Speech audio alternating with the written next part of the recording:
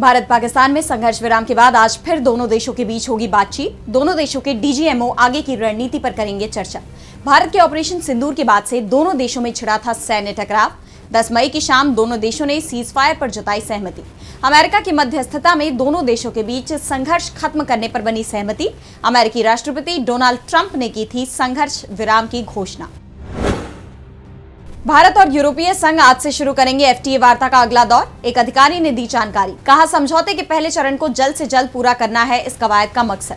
दोनों पक्ष अनिश्चित वैश्विक व्यापार वातावरण, खासतौर पर अमेरिकी राष्ट्रपति डोनाल्ड ट्रंप के टैरिफ के फैसले के कारण समझौते को 2 चरणों में पूरा करने पर हुए हैं सहमत।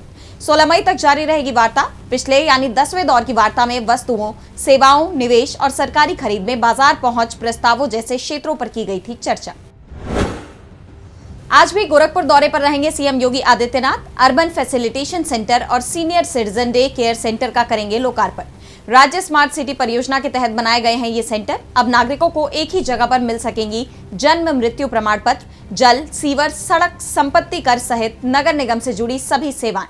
डे केयर सेंटर में बुजुर्गों को मिलेंगी बेहतर सुविधाएं। इस सेंटर में बुजुर्गों के लिए योग, फिजियोथेरेपी, मनोरंजन, विधिक सलाह, मानसिक तनाव से राहत और अन्य सेवाएं कराई जाएंगी उपलब्ध। झारखंड के रांची में आज जेडीयू प्रदेश कार्य समिति की बैठक। जेडीयू प्रदेश अध्यक्ष और राज्यसभा सांसद खीरू महतो की अध्यक्षता में होगी ये बैठक। इस दौरान रांची के बीआईटी मोड़ के पास नवनिर्मित जेडीयू पार्टी कार्यालय का भी किया जाएगा उद्घाटन। इसी नए कार्यालय में की जाएगी ये बैठक में प्रदेश भर से जेडीयू नेता और कार्यकर्ता होंगे शामिल। पार्टी की संगठनात्मक मजबूती और भविष्य की रणनीतियों पर चर्चा के लिए अहम मानी जा रही है ये बैठक। आज से हाईकोर्ट में शुरू हो रही गर्मी की छुट्टियां। इस दौरान वेकेशन जज करेंगे सिविल, आपराधिक, रिट और जमानत से जुड़े जरूरी मामलों की सुनवाई। 9 जून से नियमित रूप से खुल जाएगा कोर्ट। अवकाश के दौरान कार्य दिवसों पर सुबह 10 से शाम 5 बजे तक खुली रहेगी रजिस्ट्री। छुट्टी के दौरान 13, 15, 20, 22, 27 और 29 मई 2025 तथा 3 और 5 जून 2025 को वेकेशन कोर्ट में प्रकरणों की होगी सुनवाई। आज जारी होगा जेईई एडवांस का एडमिट कार्ड। उम्मीदवार आधिकारिक वेबसाइट jeeadv.ac.in से 18 मई 2025 तक डाउनलोड कर सकते हैं अपने हॉल टिकट। एडमिट कार्ड में उम्मीदवार का नाम, रोल नंबर, परीक्षा केंद्र का पता और परीक्षा का समय जैसी महत्वपूर्ण जानकारी होगी शामिल। परीक्षा केंद्र पर एडमिट कार्ड की प्रिंटेड कॉपी ले जाना अनिवार्य। बिना एडमिट कार्ड के उम्मीदवारों को परीक्षा हॉल में नहीं मिलेगा प्रवेश। उम्मीदवारों को एडमिट कार्ड की डिटेल्स ध्यान से जांच लेने की दी गई है सलाह। किसी भी त्रुटि की स्थिति में तुरंत आईआईटी कानपुर के अधिकारियों से संपर्क कर सकते हैं अभ्यर्थी। एडमिट कार्ड डाउनलोड करने के लिए रजिस्ट्रेशन नंबर और पासवर्ड जरूरी। किशनगढ़ में आज से यानी 12 मई से 13 मई तक वन्य जीवों की गिनती करेगा वन विभाग। किशनगढ़, रूपनगर और अराई क्षेत्र में 13 नाकों पर 25 वन कर्मचारियों द्वारा की जाएगी ये गिनती। बुद्ध पूर्णिमा की रात चांद की रोशनी से जल स्रोतों पर आने वाले वन्य जीव स्पष्ट दिखते हैं, जिससे गिनती में होती है आसानी। इस बार गिनती में ट्रैप, कैमरे, जीपीएस और प्रत्यक्षदर्शी आंकड़ों का होगा इस्तेमाल। पिछले साल यहां वन्य जीवों की 1895 दर्ज की गई थी संख्या। जल स्रोतों में पानी की उपलब्धता से वन्य जीवों की संख्या में वृद्धि की उम्मीद। साल 2016 से वन्य जीवों की संख्या में देखी जा रही है कमी।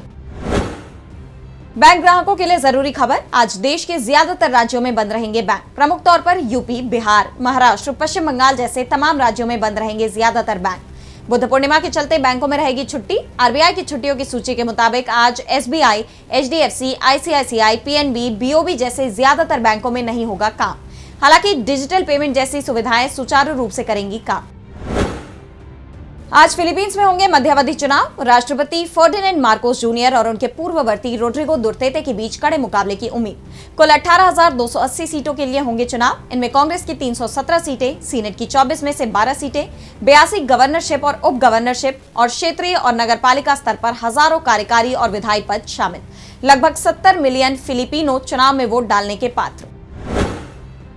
आज उत्तर पश्चिम और मध्य भारत में गरज चमक के साथ हल्की से मध्यम बारिश और तेज हवाएं चलने की संभावना। तापमान में मामूली कमी की उम्मीद। पूर्वी भारत, विशेष रूप से ओडिशा और पश्चिम बंगाल में हीट वेव का रह सकता है प्रभाव। तापमान 40 डिग्री सेल्सियस से ऊपर जाने का अनुमान। उत्तर पूर्वी राज्यों में भारी बारिश और बिजली गिरने की चेतावनी। पश्चिमी हिमालयी क्षेत्रों जैसे जम्मू कश्मीर और हिमाचल प्रदेश में हल्की बारिश या बर्फबारी का अनुमान। दक्षिणी भारत में खासकर कर्नाटक और तमिलनाडु में प्री मानसून बारिश की संभावना। दिल्ली एनसीआर में आंधी और हल्की बारिश से गर्मी से मिलेगी राहत। तापमान 35 से 38 डिग्री सेल्सियस रहने की उम्मीद। महाराष्ट्र और गुजरात में भी हल्की बारिश की संभावना।